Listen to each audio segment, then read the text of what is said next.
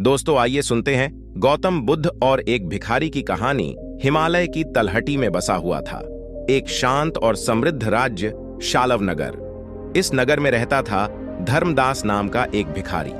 धर्मदास जन्म से ही गरीब था और रोजाना भीख मांगकर ही अपना गुजारा करता था। वह सुबह होते ही निकल पड़ता, घरों के बाहर हाथ फैलाता और जो मिलता उसे लेकर शाम को लौटता। एक दिन धर्मदास को भीख मांगते समय एक अजीब सी बात महसूस हुई। उसे लगा कि कोई रोज रात के समय उसके जमा किए हुए खाने में से चुरा लेता है। गुस्से से भरकर वह अगले दिन छिपकर बैठा रहा। शाम ढलने पर उसने देखा कि एक छोटा चूहा चुपके से उसके भोजन की थैली के पास आया और कुछ दाना उठाकर ले गया। धर्मदास ने आव देखा न ताव, चूहे को पकड़ लिया। चूहा धर्मदास के हाथों में तड़प रहा था। धर्मदास ने गुस्से में पूछा, अरे चोर, तू मेरा अन्न क्यों चुरा रहा है? जा किसी अमीर आदमी के घर से चुराकर खाना। चूहे ने जवाब दिया, मैं चोर नहीं हूं धर्मदास, मैं तो अपनी किस्मत का खाना खा रहा हूं। तू मुझ पर गुस्सा न कर, यह मेरी नियति है कि मैं दूसरों का बचा हुआ खाऊं। धर्मदास हैरान रह गया। उसने कहा, नियति?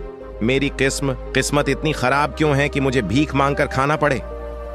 चूहे ने उत्तर दिया, तुम्हारे सवालों का जवाब सिर्फ एक ही इंसान दे सकता है, वह हैं गौतम बुद्ध।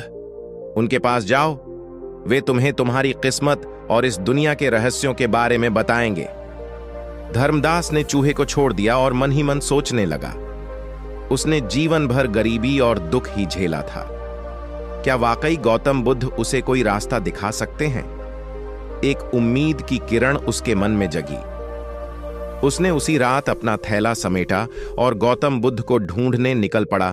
कई दिनों की कठिन यात्रा के बाद धर्मदास उस जंगल में पहुंचा जहां गौतम बुद्ध अपने शिष्यों के साथ रहते थे। दूर से ही उसने शांत वातावरण और ध्यान में लीन लोगों को देखा। धीरे धीरे वह उनके पास पहुंचा और उन्हें प्रणाम किया। गौतम बुद्ध की आंखों में करुणा थी। उन्होंने धर्मदास को अपने पास बिठाया और धीमी आवाज में पूछा, भाई, तुम यहां क्यों आए हो? धर्मदास ने उन्हें चूहे से हुई बात और अपनी गरीबी का दुख बताया। उसने कहा, मैं अपनी किस्मत बदलना चाहता हूं, आप ही मुझे रास्ता बता सकते हैं। गौतम बुद्ध कुछ देर चुप रहे, फिर उन्होंने धर्मदास को समझाया कि किस्मत कोई ईश्वरीय विधान नहीं है, बल्कि हमारे कर्मों का फल है। उन्होंने कहा, तुम गरीब हो, यह तुम्हारे पिछले जन्मों के कर्मों का परिणाम हो सकता है, लेकिन कर्म ही तुम्हारी नियति नहीं है। तुम इस जन्म में अच्छे कर्म करके अपनी किस्मत बदल सकते हो। धर्मदास ने गौतम बुद्ध की बातों को ध्यान से सुना। उन्होंने पूछा, लेकिन अच्छे कर्म करने के लिए भी तो धन की जरूरत होती है। मेरे पास कुछ नहीं है, तो मैं अच्छे कर्म कैसे कर सकता हूं? गौतम बुद्ध मुस्कुराए और बोले, अच्छे कर्म करने के लिए धन की आवश्यकता नहीं है। दया, करुणा, सत्य बोलना, ये सब भी अच्छे कर्म हैं। तुम दूसरों की सेवा कर सकते हो, उनके दुख कम करने में मदद कर सकते हो। धर्मदास गौतम बुद्ध की बातें सुनकर चौंका। उसने सोचा भी न था कि अच्छे कर्म करने के लिए धन की जरूरत नहीं होती। एक नई आशा जगी उसके मन में। उसने पूछा, लेकिन भगवान, मैं दूसरों की किस तरह से सेवा कर सकता हूं? मैं खुद ही एक भिखारी हूं। गौतम बुद्ध ने धर्मदास को शांत रहने का इशारा किया और कहा, तुम्हारे पास हाथ है जिसे तुम लोगों की सेवा में लगा सकते हो और दूसरों का भला कर सकते हो। इसके अलावा तुम्हारे पास मुंह है, तुम लोगों से अच्छी अच्छी बातें करके उनका हौसला बढ़ा सकते हो। ये सब करके भी तुम दूसरों की सहायता कर सकते हो। ऐसा जरूरी नहीं है कि दान सिर्फ पैसों से ही किया जाता है। दयालुता, सहानुभूति और सकारात्मक शब्द भी दान का ही एक रूप है। धर्मदास को लगा जैसे अंधेरे में उसे प्रकाश मिल गया हो। उसने गौतम बुद्ध से कहा, मैं आपकी शरण में आता हूं, मुझे अपना शिष्य बना लीजिए। मैं आपकी शिक्षाओं का पालन करूंगा और दूसरों की सेवा करूंगा। गौतम बुद्ध ने धर्मदास को प्रसन्नतापूर्वक अपना शिष्य बना लिया।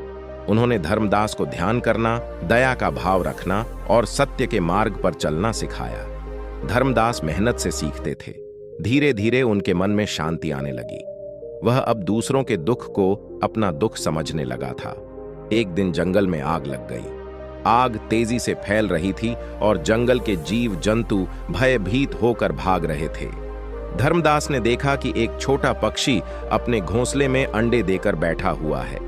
आग की लपटें घोंसले के पास पहुंच रही थीं। पक्षी अपने बच्चों को बचाने के लिए कुछ नहीं कर पा रहा था। दयालु धर्मदास अपने प्राणों की परवाह किए बिना आग में कूद पड़े। उन्होंने पक्षी के घोंसले को उठाया और सुरक्षित स्थान पर ले गए। आग बुझने के बाद पक्षी अपने घोंसले में लौटा और अपने बच्चों को बचाने के लिए फड़फड़ाने लगा। यह देखकर धर्मदास को बहुत खुशी हुई। उन्हें लगा कि उन्होंने गौतम बुद्ध की शिक्षाओं का सही पालन किया है। उन्होंने दूसरों की सेवा की और उन्हें दुख से बचाया है। धर्मदास अब पहले वाले भिखारी धर्मदास नहीं रहे थे। वह अब एक दयालु और शांत व्यक्ति बन चुके थे। कुछ समय बाद शालव नगर में अकाल पड़ गया। लोग भूख से व्याकुल थे। धर्मदास को यह जानकर बहुत दुख हुआ। वह गौतम बुद्ध से आज्ञा लेकर शालव नगर लौट आए। वहां उन्होंने देखा कि लोग भोजन के लिए तरस रहे हैं। धर्मदास ने दूसरों की सेवा करने का निश्चय किया। वह जंगल से फल और जड़ी बूटियां लाए और उन्हें भूखे लोगों में बांटने लगे। उन्होंने लोगों को गौतम बुद्ध की शरण में जाने और अच्छे कर्म करने का उपदेश भी दिया। धीरे धीरे लोगों को भोजन मिलने लगा और अकाल का प्रभाव कम होने लगा। शहर के राजा को धर्मदास के कार्यों के बारे में पता चला। राजा ने धर्मदास को अपने दरबार में बुलाया और उनका धन्यवाद किया। राजा ने धर्मदास को राज्य का मंत्री बना दिया ताकि वह गरीबों और जरूरतमंदों की मदद कर सकें। धर्मदास ने मंत्री बनकर भी गौतम बुद्ध की शिक्षाओं का पालन किया। उन्होंने राज्य के धन का सही इस्तेमाल किया और गरीबों के उत्थान के लिए कई कार्यक्रम चलाए। दोस्तों, इस वीडियो को लाइक और चैनल को सब्सक्राइब जरूर कर देना।